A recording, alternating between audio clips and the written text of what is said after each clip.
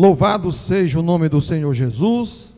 Quero cumprimentar a amada igreja com a gloriosa paz do Senhor Jesus, amém? Oh, paz gloriosa essa, a de Cristo Jesus. Se você veio atribulado para o culto hoje, preocupado com as dívidas, com a saúde, com o relacionamento, descansa no Senhor, porque a paz dele estará sobre a nossa vida. Que a paz do Senhor possa tirar toda perturbação da tua vida, e que a palavra de Deus possa penetrar na tua alma, no teu coração, e você sair daqui renovado, restabelecido, preparado para uma nova empreitada. Louvado seja o nome do Senhor Jesus, amém? Muito feliz nesta noite, por mais esta quinta-feira, estar aqui com os amados irmãos, adorando o nome do Senhor Jesus. Quinta-feira nós estamos falando sobre unidade, sobre comunhão, sobre os laços na igreja, né? A gente aprofundar mais isso aí, para que Deus possa assim abençoar a nossa vida, a vida da igreja. A igreja é isso, a igreja é relacionamento, a igreja é amizade, a igreja é uns orando pelos outros, compartilhando os problemas com os outros, né? Intercedendo pelos outros, ajudando uns aos outros, perdoando uns aos outros, e assim nós vamos seguindo até a vinda do Senhor Jesus, que está muito próximo, onde nós estaremos para sempre com o Senhor. Aí o irmão não vai mais pecar contra o outro, não vai fazer mais mal, e aí vai ser só um momento de paz, harmonia e alegria no período milenial, onde Jesus irá governar por 1000 anos, assim como Apocalipse diz que ele estará ali governando por 1000 anos, e a igreja do Senhor estará também ali com ele, governando e reinando. Quem vai estar no milênio com Jesus? Levanta a mão e dá glória. Alguns vão ficar, mas estamos empolgados que nós estaremos lá, amém, irmã Raimunda? No nome de Jesus Cristo, adorando ao Senhor Jesus Cristo, onde ele diz que ele vai pegar os seus 12 discípulos e vão governar com ele, serão seus ministros de Estado, louvado seja o nome do Senhor, governando ali. É por isso que eu digo que eu sou um pré-milenista. Se tem algum milenista aqui ou pós-milenista, eu sou pré-milenista, porque eu acredito que a igreja será arrebatada antes da grande tribulação, que não tem nada a ver com os problemas que você passa no dia a dia. Isso aí é fichinha pequena para o problema que vem na frente aí. E esse problema que vem na frente aí, vou estar aqui não. Vou estar no céu de glória, chamado bodas do Cordeiro, louvado seja o nome do Senhor, adorando a Jesus, celebrando com ele lá, se alegrando com o nosso Pai eterno, na presença do Senhor Jesus Cristo. Unidade, união cristã, isso fala do vínculo de uma perfeição, a unidade da igreja, a comunhão. Eu quero compartilhar com você um texto em 1 João, capítulo de número 3, o versículo de número 11. Glória a Deus. Evangelho de João, capítulo 3, versículo 11. Os irmãos, alguns irmãos veem o pastor não abrir a Bíblia, porque eu já não enxergo mais as letras da minha Bíblia, tá certo? E aí eu uso aqui o tablet para poder a letra ficar maior e eu poder fazer a leitura. Essa Bíbliazinha aqui, ela já tem uns 30 anos comigo, eu nunca abandonei ela e nem ela me abandonou. Já fiz a capa dela umas 2 vezes e a bichinha está comigo aqui no nome de Jesus Cristo, né? Glória a Deus. Eu até registrei aqui algumas datas especiais na capa dela aqui, muito boa. Está dizendo aqui que eu aceitei Jesus no ano de 1981. Está dizendo que eu fui batizado nas águas em 1985 e batizado com o Espírito Santo em 1987, no culto de doutrina, e eu fui consagrado a presbítero no dia 5 de agosto de 2001, e eu fui consagrado a evangelista no dia 29 de dezembro de 2002, e eu fui consagrado a pastor no dia 8 de maio de 2004, e eu fundei o Ministério Maranguape no dia 15 de novembro de 2003. Está na capinha dela aqui anotado, ó. Bichinha, capinha bonitinha, bem velhinha. Letrinha pequenininha. Aí, como eu já sou mais informatizado, tecnologicamente mais avançado, aí eu uso aqui o tablet, que é a mesma palavra, é a palavra de Deus, né? Amém? Então, 1 João 3:11 diz assim, ó. 1 João, não é Evangelho de João, é primeiro, lá perto de Apocalipse, viu? 1 João. Olha aí, rapaz, todo mundo procurando ainda, mas rapaz, misericórdia, meu Deus do céu. Não tem só um João na Bíblia não, irmãos. Esse aqui é o primeiro lá. 3:11. Porque esta é a mensagem que ouviste desde o princípio. Que mensagem é essa, irmão? Vamos lá. Que? Qual a mensagem que nós ouvimos desde o princípio? Que devemos amar uns aos outros. Qual é a mensagem que nós ouvimos desde o princípio? A mesma mensagem, toda a vida, desde o princípio. Tem alguma coisa errada? Devemos trilhar no mesmo caminho que conhecemos, amar os irmãos. Desde o princípio, ele está dizendo aqui, ó. Esta é a mensagem que ouviste desde o princípio, que nós amemos uns aos outros. Aí ele diz no versículo 12, não como Caim. Olha, ele está falando lá do princípio já, ó. O amor foi proclamado lá no começo. E ele está dizendo, não como Caim, que era do maligno e matou o seu. Tem muito irmão matando os outros nas igrejas. Uma palavra mata, um gesto mata, né? Uma ação mata. Então tem muitos irmãos que matam os outros na igreja. Não mata fisicamente, mas espiritualmente estão matando uns aos outros. Assim como Caim, que era do maligno, matou o seu irmão. E por que causa o matou? Ele pergunta aqui. Aí ele responde, porque as suas obras eram más, e as de seu irmão, justa. Duas qualidades de irmão na igreja. Os que praticam a maldade são crentes, mas praticam a maldade. E aqueles que são crentes e praticam a justiça. Amém? Hoje é culto de ensinamento, doutrina. Então não vou pregar aqui, não. Vou trazer um ensinamento. E eu não posso nem gritar mesmo, porque a minha garganta já está meio baqueada. Porque senão eu já estava dando uns gritos aqui, só por causa dessa palavra aqui, irmão. Eu estou com o meu coração, Senhor, alegre por causa dessa palavra aqui. Isso aqui é alimento, irmão. Isso aqui é uma abacatada assim de tarde com um pedaço de bolo mole, gostoso, meu irmão, gelado, não tem como. Essa é a palavra que alimenta Renato Montenegro. Que maravilha tu está aqui nessa noite para ouvir essa palavra, homem. Deus escolheu esse dia para tu ouvir essa palavra hoje. Louvado seja o nome do Senhor. Então ele continua aqui. 13, meus irmãos, não vos maravilheis se o mundo vos aborrece. Fique com raiva não, meu irmão, porque o mundo é do maligno, e se ele nos aborrece, é porque ele não tem comunhão conosco, ele não tem pacto conosco, é por isso que ele te odeia, é por isso que ele não quer ver você feliz, você alegre, ele odeia você, as suas ações, porque o mundo jaz no maligno. Quando o inimigo e quando o mundo me odeia, eu fico feliz, porque eu sei que eu estou no lugar certo, eu estou no caminho certo, eu estou no lado de Cristo, porque eles odiaram Cristo, eles falaram mal de Cristo, eles mataram o meu Cristo. Versículo 14, nós sabemos que passamos da morte para a... Vamos lá, irmão, me ajuda. Porque amamos os... Quem não ama a seu irmão permanece na morte. Não ama, está morto.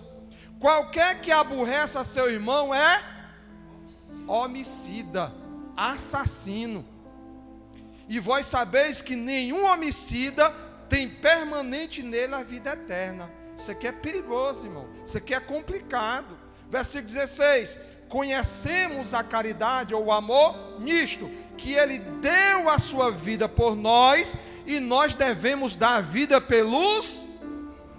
Corroborando com o texto que o diácono Marcos leu em João 16, falando do amor.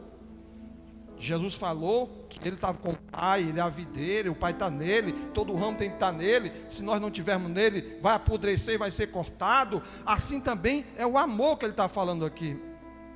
17: quem pois tiver bens do mundo, e vendo o seu irmão necessitado, lhe cerrar o coração, ou fechar o coração, como estará nele o amor de Deus? Meus filhinhos, não amemos de palavra, nem de língua, mas por obra e em verdade. Eu sempre estou ali no meu comércio, e aí tem um rapaz em frente, que ele é muito culto e tal, ele vem conversar comigo, e ele diz, a Bíblia para mim é muito. Eu disse, rapaz, esse cara... Eu disse, rapaz, é interessante. Não adianta nós conhecer a Bíblia. Você pode conhecer a Bíblia de Gênesis a Apocalipse. Você pode pregar os melhores sermões que existem, mas se você não viver a palavra, é mesmo que nada.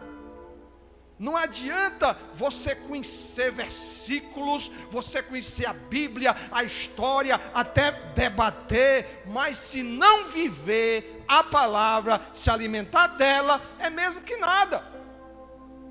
Porque tem muitas pessoas, principalmente os desigrejados, pastores, que tem muitos hoje, que conhecem, isso eu já sei, eu fui da igreja, eu sou da igreja e tal. Não viveu, não vive a palavra. Se ele está desengrejado, é porque ele não conhece, ou se conhece, ele não vive a palavra de Deus. Por isso que ele está dizendo isso. Não vamos amar só de palavra. O irmão está passando necessidade, eu bato nas costas dele, meu irmão, fica na paz, eu vou orar por você. Não, o momento não é de orar, o momento é de ajudar. Orar é outro momento. Quando o irmão está precisando, ele está dizendo, tem bem no mundo, o irmão está passando necessidade, eu bato nas costas dele, vai em paz, meu irmão, vou orar por você. Não estou agindo certo. Não estou, porque o momento não é para orar. Há certos momentos na nossa vida que a gente tem que discernir o que é que deve ser feito. Cada momento, cada etapa. Momento de orar, que a Bíblia diz, há tempo para todo propósito debaixo do céu. Para tudo Deus deixou um tempo determinado. Tem um tempo determinado para a nossa vida. Até para você viver, tem um tempo determinado. E a Bíblia diz que o homem ele vai viver até 70 no máximo, e o que passa disso é canseiro e fadiga. Eu vou fazer 50 anos, então eu tenho ainda uns 20 aí para desfrutar, usufruir, sem cansar muito, né? Depois, só descansar, esperar o túmulo e o Papai do Céu me levar. Só. Que adianta a vida, meu irmão? Nós temos que viver a vida enquanto nós temos aqui, irmão. Viver cada dia, viver o seu dia, vivendo a vontade do Senhor, amando, vivendo a alegria, a liberdade que Cristo nos libertou. Louvado seja o nome do Senhor. Aí o texto diz, e nisto conhecemos que somos da verdade, e diante dele asseguraremos o nosso coração. Aí ele diz, sabendo que se o nosso coração nos condena, maior é Deus do que o nosso coração, e conhece todas as coisas. Deus é maior do que o teu coração. Há momentos na nossa vida que o coração nos condena. O coração, irmão, é terra que ninguém pisa. Coração, só quem conhece é Deus. Há momentos na sua vida que você mesmo desconhece. Rapaz, eu agi assim, eu fiz isso. Foi o seu coração que fez isso. Por isso que a Bíblia diz que o único que conhece o coração, ele sonda os nossos rins, ele entra com a sua palavra até as juntas e as médulas, e é apto para discernir o pensamento e a intenção do coração. Só Deus, Ele sabe. Só Deus conhece a tua vida. Só Deus sabe o teu pensamento. Louvado seja o nome do Senhor. Se o teu pensamento é de paz, se o teu pensamento é de bem ou é de mal, louvado seja o nome do Senhor. Deus conhece. Levante a sua mão e adore o Senhor nesta noite, porque Ele é Rei dos Reis e Senhor do Senhor, e Ele conhece a tua vida mais do que a ti mesmo. Diga assim: Deus me conhece. Então não se esconda dele, não. Mediante esse texto, mediante essa leitura que seleta que nós fizemos nesta noite, nós queremos compartilhar com os meus amados esta mensagem de comunhão, a comunhão dos santos. Como vivia a comunhão dos santos? Como viver a comunhão dos santos? A palavra-chave nesse texto e a palavra-chave nesta mensagem, nesta noite é comunhão, vínculo espiritual e social estabelecido pelo Espírito Santo entre os irmãos. Comunhão, vínculo espiritual e social. Nós não podemos viver sozinho. Nós temos que viver em sociedade, em comunidade, em comunhão com o outro. Deus não fez o homem para viver sozinho. Deus não fez a mulher para viver sozinha. Até os animais têm seus pares, assim como Deus fez o homem e da costela do homem fez a mulher para ser sua companheira, e a partir dali tornasse uma grande nação, que fossem adoradores de Deus, que o adorassem em espírito e em verdade. Portanto, a comunhão é um vínculo espiritual e social estabelecido pelo Espírito Santo de Deus sobre a igreja do Senhor, sobre os salvos, sobre os irmãos em Cristo Jesus. Para os primeiros cristãos, koinonia, que é uma palavra grega, comunhão, não era a comunhão, não era algo enfeitado, somente de passeios patrocinados pela igreja. Não é assim que viviam os santos da primeira igreja, na igreja primitiva. Não era somente de chás, de biscoito, conversas sofisticadas no pátio da igreja, quando terminasse o culto.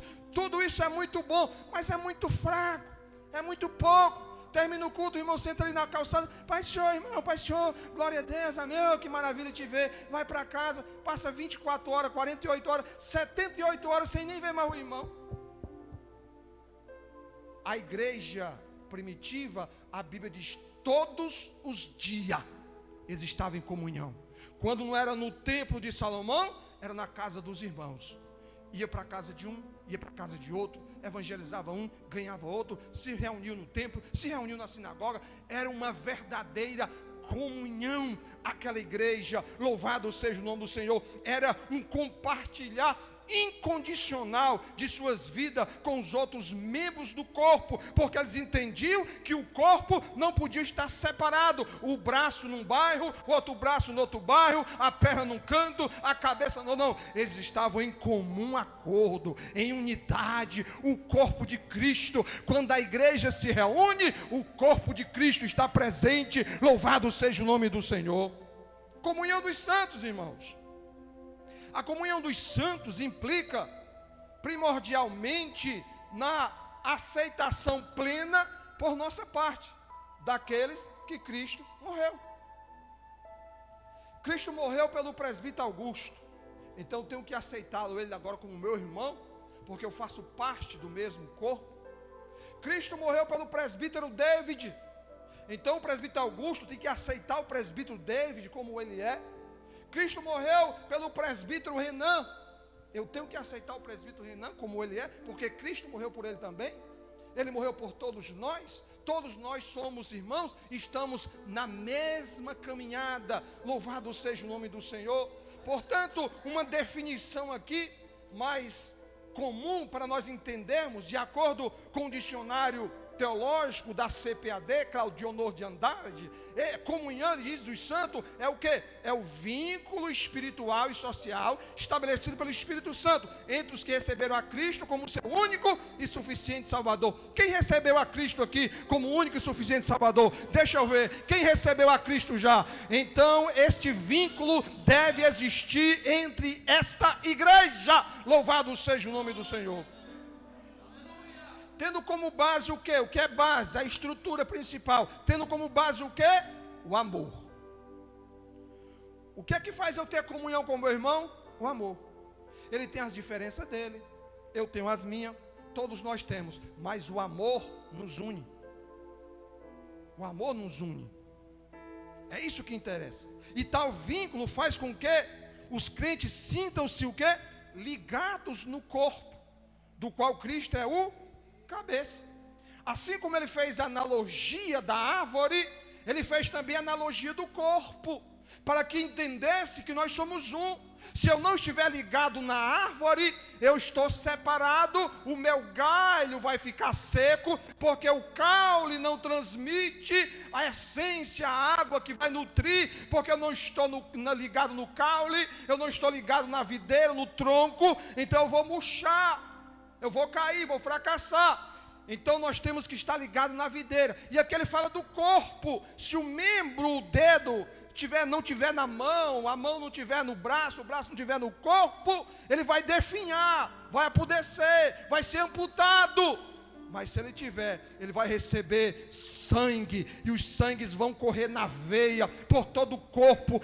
Este é o sangue do Senhor Jesus, que penetra em todo o nosso corpo. O sangue que está na minha mão direita, ela passa pela esquerda, ela vai passar pelo cérebro, ela desce pela veia principal, vai bater lá na unha. Louvado seja o nome do Senhor. É o sangue do Senhor Jesus Cristo, é o sangue do Cordeiro de Deus, que foi derramado sobre a nossa vida. E este sangue também, ele é derramado sobre a igreja do Senhor Jesus, trazendo unidade, trazendo comunhão, trazendo amor entre os irmãos. Louvado seja o nome do Senhor. Cristo é o cabeça. Qual foi a origem dessa nomenclatura teológica, podemos dizer, comunhão dos santos? Embora tal expressão não se encontre nas páginas do Novo Testamento, a sua ideia acha-se permeada em toda a Bíblia Sagrada, ou seja, ela foi usada oficialmente pela primeira vez num sermão pregado por Nicéias de Remessiana, por volta de 400 anos depois de Cristo, sobre a comunhão do santo. Portanto, a comunhão dos santos é o vínculo espiritual e social estabelecido pelo Espírito Santo. Nós vamos ver aqui a comunhão dos santos na Bíblia Sagrada, a partir do Antigo Testamento. A comunhão dos santos é uma expressão bíblica forte, irmão.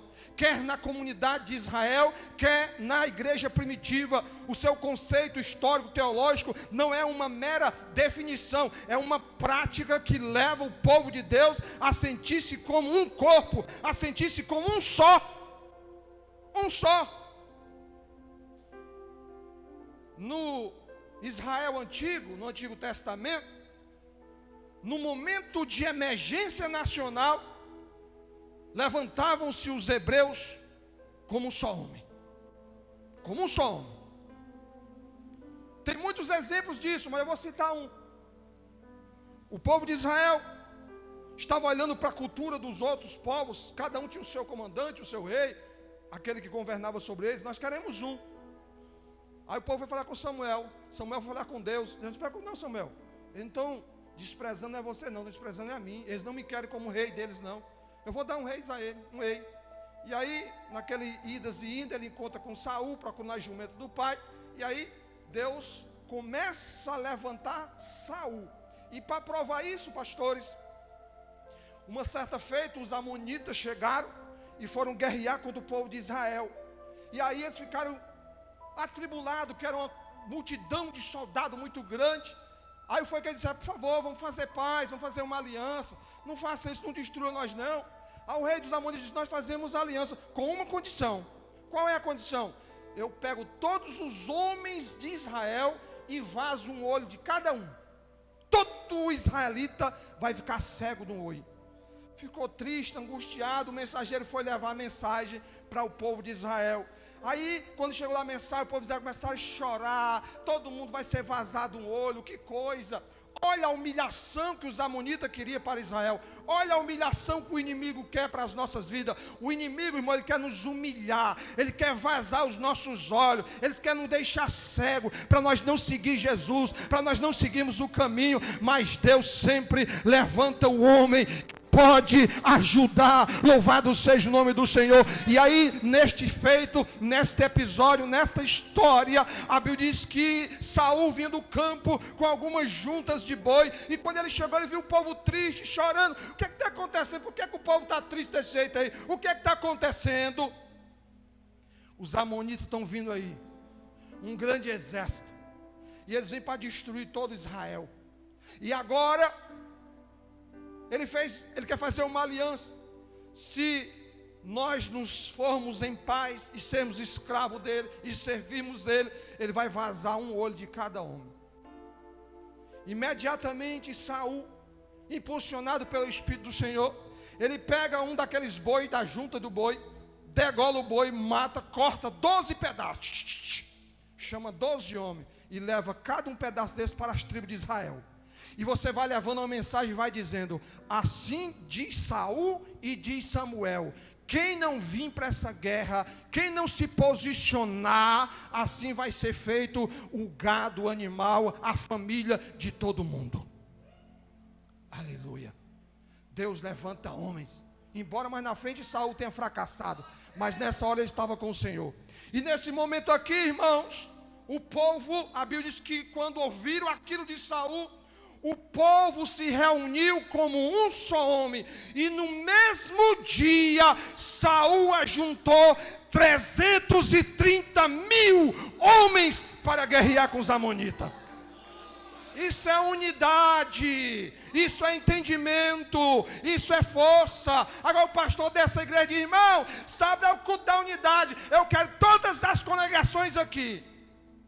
Aí vem um dirigente sozinho, acumbriado, senta aqui, fica triste olhando para os irmãos, não rende nem da congregação, só o bichinho. Os irmãos da sede também não vêm. É o culto da unidade, é o culto onde todas as congregações estão juntas ali. Agora se eu dissesse: vou matar o boi de vocês, a gente vinha. Porque as pessoas têm medo de perder hoje, perder o que tem. Culto da unidade, todo mundo junto adorando ao Senhor.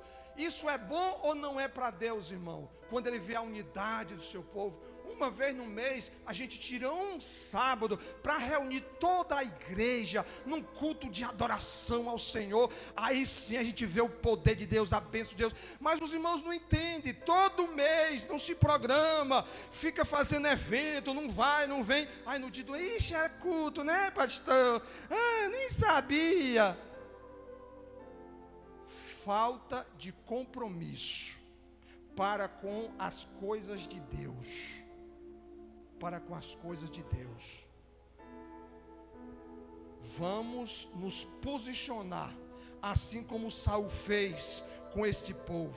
Após esta grande batalha, 330.000 homens se pôs ali em frente aos amonitas. Louvado seja o nome do Senhor. Isto mostra, meus queridos, que se um Israel sofria, um israelita sofria, os demais também sofriam. Se uma tribo via-se em perigo, as outras viam-se também ameaçadas. A fim de manter o seu povo unido, Deus suscitava líderes carismáticos, como exemplo Gideão, Davi, Saul e muitos outros. Antes da era monarca, Deus levantava os profetas, Deus levantava homens e juntavam as tribos como um só povo. Louvado seja o nome do Senhor, mostrando unidade na batalha. Bendito seja o nome do Senhor. Quando você for convocado, meu irmão, para alguma batalha na igreja, esteja na frente, se prontifique, diga-se: eis-me aqui, Senhor, eu estou para participar, para compartilhar, seja no que for. Seja um soldado de Cristo e entre na batalha da igreja, porque a guerra está travada.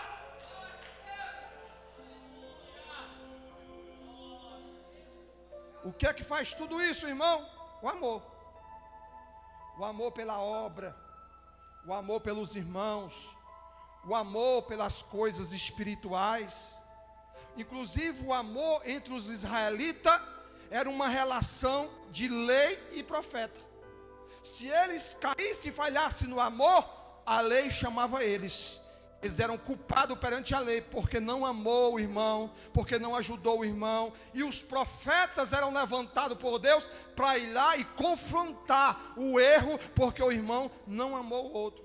E estava escrito na lei, por exemplo, Levítico. Levítico é o livro da lei. Porque você vê lá em Levítico, você está lendo a Bíblia todinha. Quando chega em Levítico, irmão, oh, coisa ruim. É lei, faz isso, sacrifício disso, sacrifício daquilo, sacrifício daquilo. É porque Levítico está dizendo, livro das leis. E uma das leis que estava ali, por exemplo, capítulo 19, versículo 18, diz assim: não andarás como mexeriqueiro entre o teu povo. O fofoqueiro, o mexeriqueiro, ele levava era pisa. Ele apanhava, se ele fofocasse, né? Mexeriqueiro. Tem muito mexeriqueiro no meio do povo de Deus, irmão. Vive só de mexerico, de mimimi, passando um para o outro. Ô coisa feia. É feia uma mulher mexeriqueira, quanto mais um homem, rapaz. Misericórdia. Ele está dizendo que isso é lei.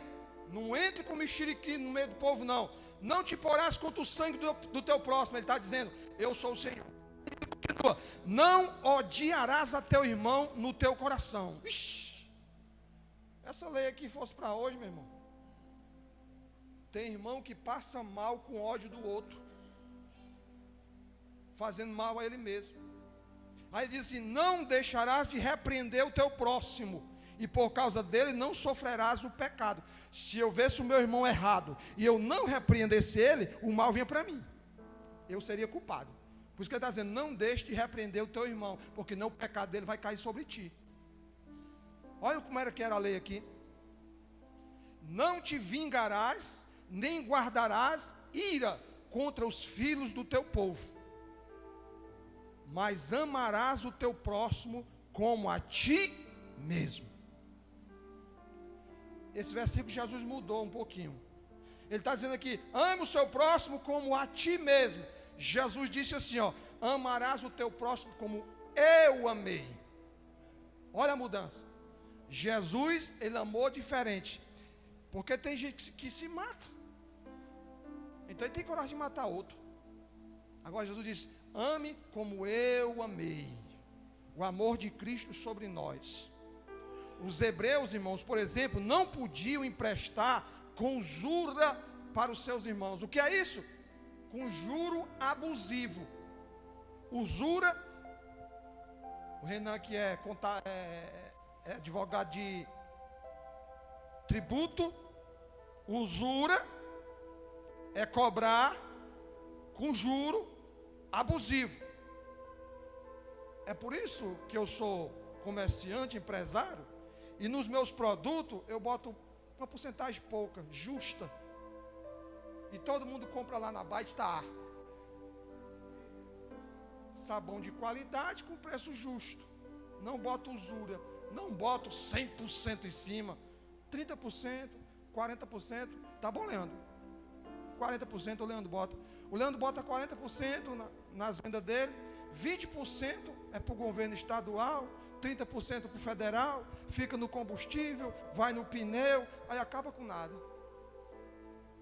Porque o lucro é dividido por essa castra aí toda, por esses ladrões e salteadores que tem aí. O juro. Combustível.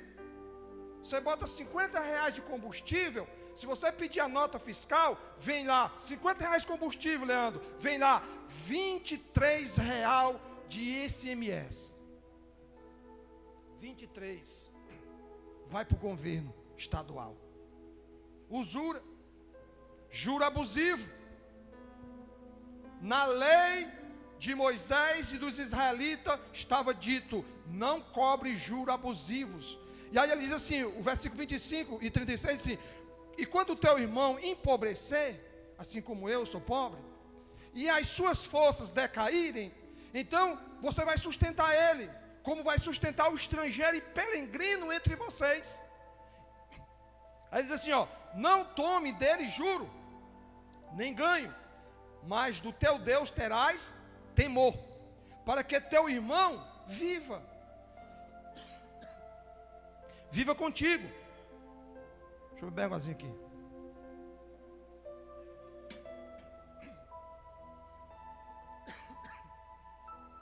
Não lhe darás do teu dinheiro com usura, nem darás do teu alimento por interesse.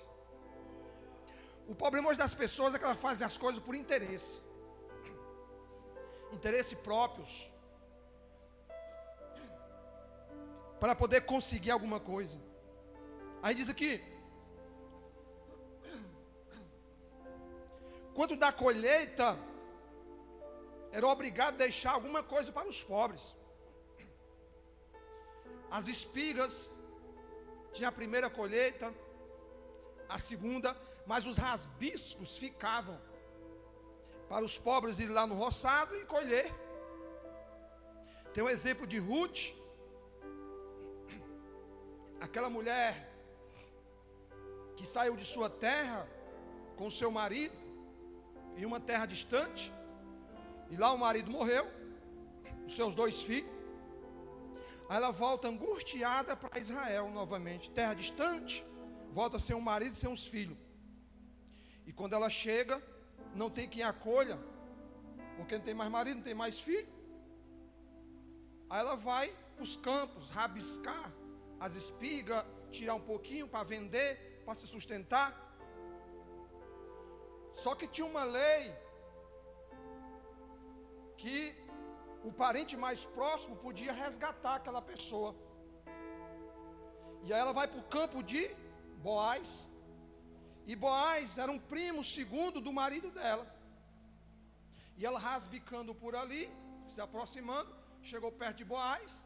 Boaz a identificou, conversou, foi perguntar se tinha algum parente mais próximo por ali dela. Ninguém tinha. Aí ele pega o sapato, leva para a praça, que era como se fosse assinar o contrato hoje no cartório. E lá ele chamava todo mundo: ó, Ruth está aqui, tem algum parente mais próximo dela aqui para poder resgatar ela? Filho de tal, não tem não. Então eu sou o mais próximo.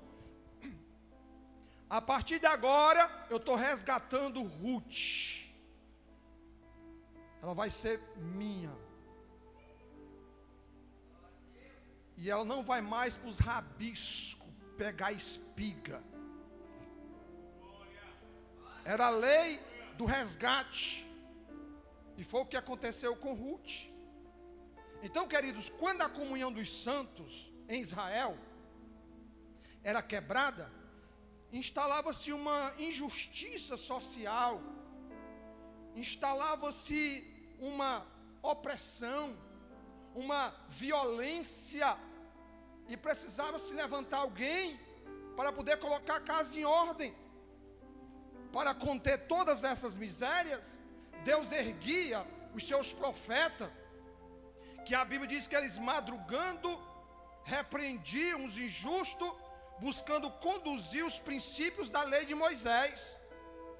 Os profetas procuravam conduzir o povo para o caminho, exortava, repreendia, gritava bem alto: voltem para o Senhor, pratiquem a lei, vamos viver em harmonia, vamos viver em amor.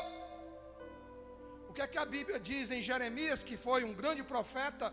E muitos dizem que Jeremias foi o profeta chorão, porque era o homem que chorava mais por causa das misérias de Israel.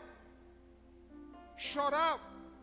No versículo 25 de Jeremias, ele diz: desde o ano 13 de Josias, filho de Amon, rei de Judá, até o dia de hoje, um período de 23 anos, tem vindo a mim a palavra do Senhor. Todo dia, Deus dizendo para Jeremias: Jeremias, fala para o povo, Jeremias. Jeremias, repreende o povo, Jeremias. Deus usava os profetas para falar para o povo. Deus não chegava para o povo, ele usava os seus vasos, os profetas, assim como ele usava os sacerdotes para falar o povo a Deus.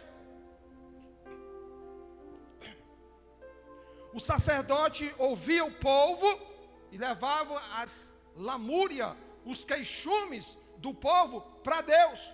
Já o profeta, ele ouvia de Deus a sentença e ele trazia para o povo. Por isso que Deus diz: fala a minha palavra, que eles ouçam ou deixem de ouvir. Tu és profeta entre eles. E o profeta falava, doem quem doer. O profeta falava o que Deus mandava falar, porque ele sabia, se ele não falar, ele ia pagar o preço. Jonas, É um exemplo clássico. No tempo de Neemias, uma tensão social a tal ponto chegou que os israelitas, eles vendiam uns aos outros filhos a fim de poder resgatar as dívidas. Alguns acabaram por entregar suas filhas como escravos para estrangeiros. A comunidade hebraica do Antigo Testamento, ela foi destruída por não mais cultivar a comunhão dos santos. Como é que está a nossa vida hoje? Como é que está a nossa comunhão, irmão? Com os irmãos? Existem grupos seletos na igreja? Alguém é melhor do que alguém aqui? Todos nós somos iguais? Todos nós estamos no mesmo barco? Todos nós somos comprados pelo mesmo sangue? Foi pago o mesmo preço para todos nós? A comunidade dos santos viviam isso. E se nós terminar, né? Tem que terminar 15:09, né? E se nós formos ver no Novo Testamento, sem a comunhão dos santos não podia haver cristianismo, irmão. Todos os escritores do Novo Testamento, o próprio Senhor Jesus Cristo, realçaram a comunhão dos santos. No Sermão do Monte, que a igreja está estudando na escola bíblica dominical, Jesus ensinou aos seus discípulos a se amarem uns aos outros. De outra forma, não seriam contados entre os seus seguidores. A igreja é um lugar de vida, irmão. Mas muitas pessoas saíram da igreja porque foram mortas espiritualmente, por causa de atitude de irmãos, de conversa, de mexerico, de fofoquinha, de coisas que fizeram com que as pessoas saíram da igreja. Se a igreja é um lugar de amor, um lugar de adoção, um lugar de adoração, um lugar de unidade, um lugar onde Cristo deve ser mostrado e as pessoas não sentem. A igreja primitiva, ela transmitia vida pela unidade. Havia um só propósito, havia um só alvo, havia uma só determinação, havia um só amor de Jesus Cristo, havia um amor de um pelos outros. A obra de Deus era prioridade número 1 na vida daquela igreja. Qual é a prioridade nossa hoje? Preferimos ir para um shopping ao não vir para a igreja. Preferimos fazer outra coisa a não vir para a igreja. Preferimos ficar em casa a não vir para a igreja, para a comunhão dos santos. Perdemos culto por bobagem. E cada culto que você perde, você não recupera mais. É como uma noite de sono. É por isso que quem trabalha à noite ganha mais e se aposenta mais rápido. Horas noturnas não tem quem recupere. Falta da igreja não tem quem recupere. Precisamos estar na igreja enquanto é dia. Buscai ao Senhor enquanto se pode achar. Invocai-o enquanto está perto. Deixa o homem maligno seus caminhos e se converta ao Senhor. O profeta diz: vai vir dias. Olhe, escute, vai vir dia em que os vagabundos irão de um mar a outro mar, procurando ouvir a palavra, mas não vão encontrar. Louvado seja o nome do Senhor.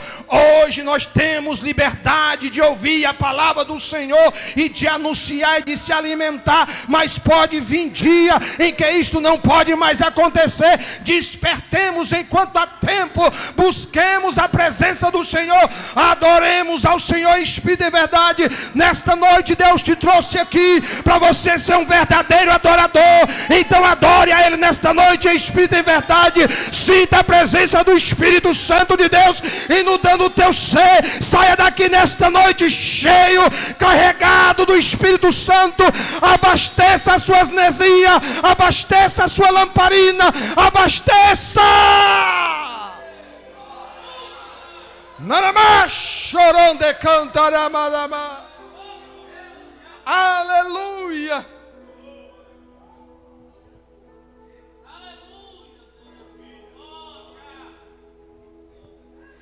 Prioridade nas coisas de Deus.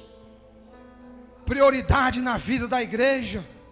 Todos buscavam o interesse de Jesus, do seu trabalho, da sua obra, e isto era perceptível por todos. Aquela igreja era uma igreja viva e transmitia vida de tal forma que as multidões afluíam a ela, as pessoas corriam para ela. Louvado seja o nome do Senhor, porque ela transmitiu o amor de Jesus. E as pessoas que são carentes do amor, elas vêm, mas no lugar de encontrar o amor verdadeiro, encontra ódio, encontra mexerico, encontra fofoca, encontra desunião. Não, não, não, essa igreja não é a igreja de Jesus. A igreja de Jesus é a igreja que vai para o céu, é a igreja que ama, é a igreja que perdoa, é a igreja que prega, é a igreja que tem prioridade nas coisas de Deus.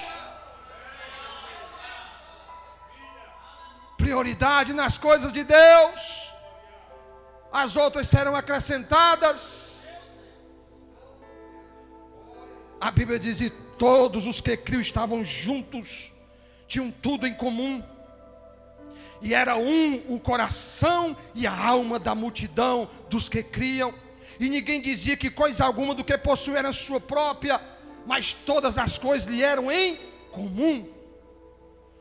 Lucas, ele ilustra vivamente aqui como era o cotidiano da comunidade dos discípulos do Nazareno.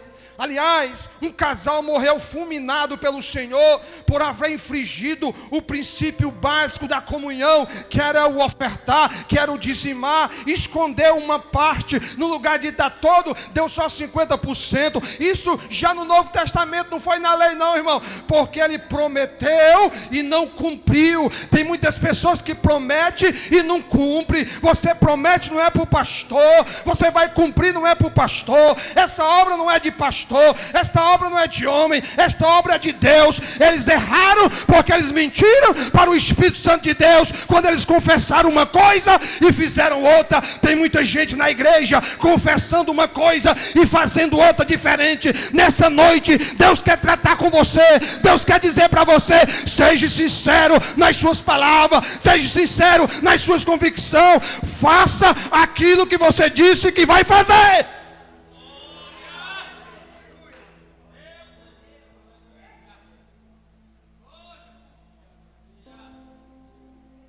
Saulo, ele discorre sobre a unidade dos fiéis, escrevendo como um vínculo da perfeição.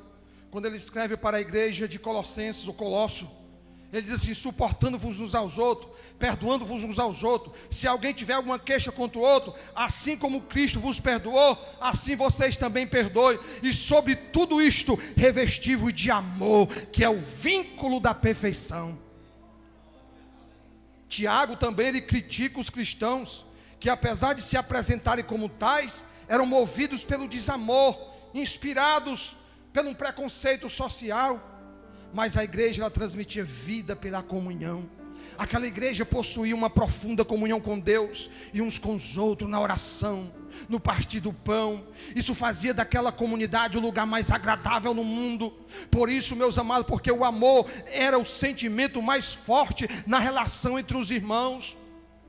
Não era barganha, não era fofoca, não era o tirar proveito. O que fazia com que a igreja fosse profunda em comunhão era o amor. Isso fazia daquela comunidade o amor um lugar agradável. O amor era o sentimento mais forte entre a relação dos irmãos. A comunhão e o amor eram tão fortes que os irmãos vendiam suas propriedades e entregavam o dinheiro aos apóstolos.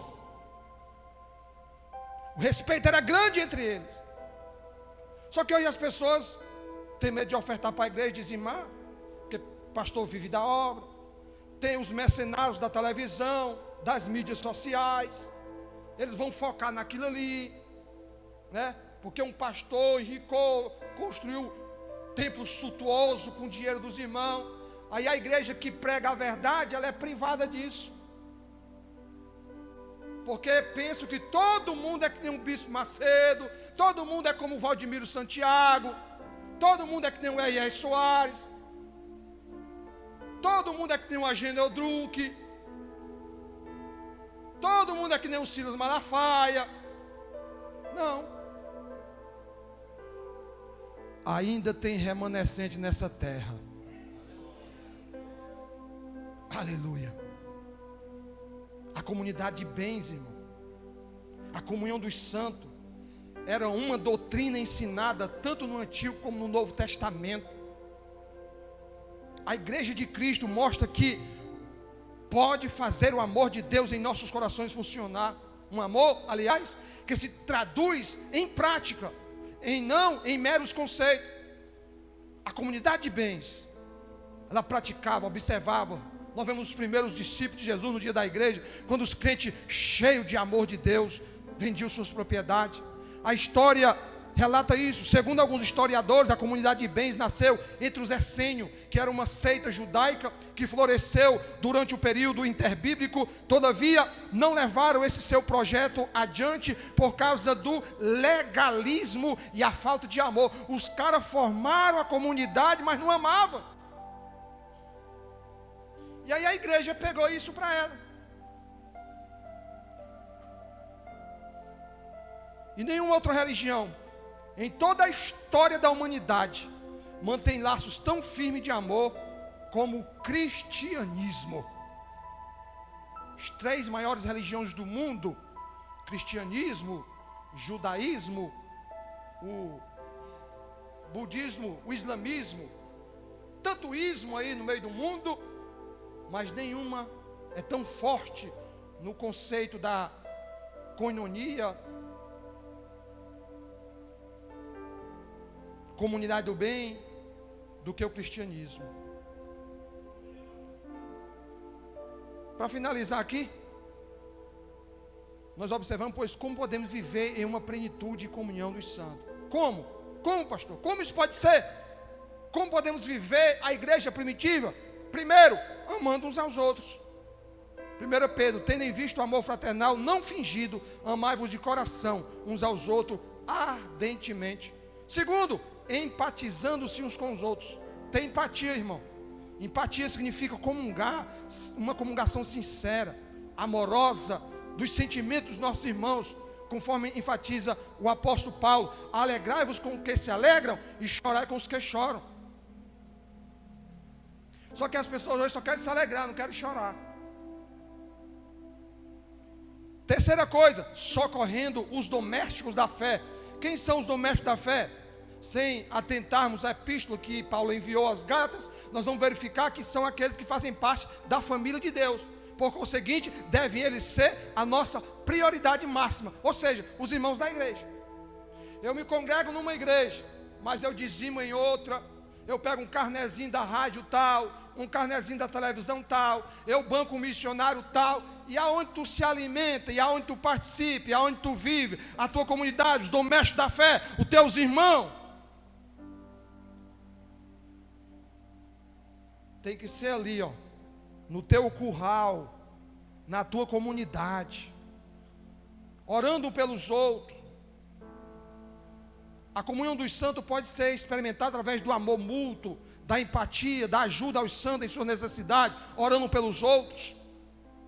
A Bíblia diz assim, 1 Timóteo 5,17, digno de duplicada honra, uma honra mais elevada, diz a Bíblia, são os que trabalham na palavra e na doutrina.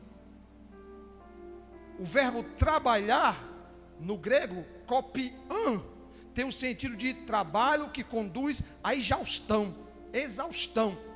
Os líderes da igreja não devem apenas ocupar-se com a liderança da comunidade cristã, mas esforçarem-se arduamente na palavra, no logos e no ensino, no didaquia. O dom de ensino não exclui o esforço e a dedicação pessoal ao ministério. Portanto, a Bíblia admoesta o presbítero a se dedicar ao ministério do ensino, mesmo que para isso ele seja levado à exaustão. Didascalia refere-se tanto ao ensino sistemático das doutrinas e verdades bíblicas, quanto às técnicas envolvidas na transmissão do ensino e o trabalho que advém desta obra. Tanto o pregador, como o ensinador, como o professor, como o presbítero, eles devem se dedicar à leitura da Bíblia e aprender a palavra do Senhor com exaustão.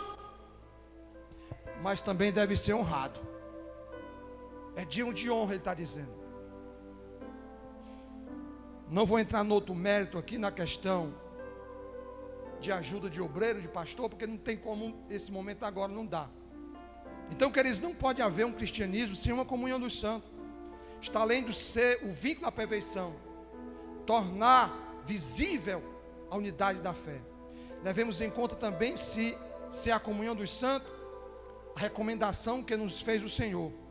Ele disse: um novo mandamento vos dou, que vos amei uns aos outros como eu vos amei a vós, que também vós amais uns aos outros. Atentemos, portanto, a essa declaração de um pastor, teólogo inglês, Mateus ou Martin Henry. Ele diz: não devemos impor nenhuma condição para a aceitação dos nossos irmãos, a não ser as que Deus impôs para aceitar. Você tem que aceitar o que Deus impôs para você aceitar o seu irmão. Eu pergunto para você nessa noite: você tem mantido a comunhão dos santos? Eu pergunto para você nessa noite: você tem cultivado a fim de tornar-se verdadeiramente um cristão amoroso, que vive a palavra, que comunga? Que isso possa acontecer na sua vida e que nós possamos entender o projeto de Deus para a sua igreja. Amor, base principal, fundamental, vence tudo. E nós precisamos disso nos últimos dias para subirmos, porque o amor está esfriando, a fé está fracassando, mas nós precisamos continuar amando, perdoando e vivendo aquilo que Deus deixou para nós viver. Louvado seja o nome do Senhor. Amém? Que Deus em Cristo nos abençoe. Bem abençoado o nome do Senhor Jesus. Sábado nós estaremos aqui no grande culto da unidade. Estarei pregando a palavra do Senhor. Domingo estaremos aqui no grande culto de Santa Ceia. Pastor Francisco Ferreira vai estar aqui sendo o canal de Deus para transmitir a palavra do Senhor na comunhão dos santos. Pastor